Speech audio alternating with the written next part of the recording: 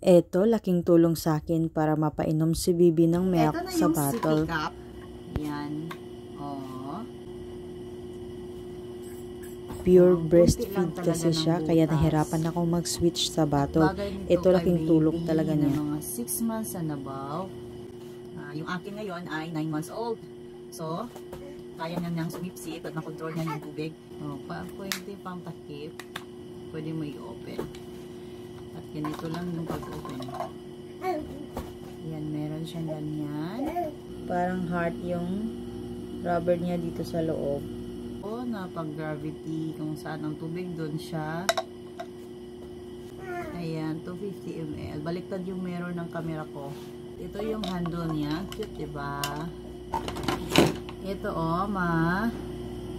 tanggal to.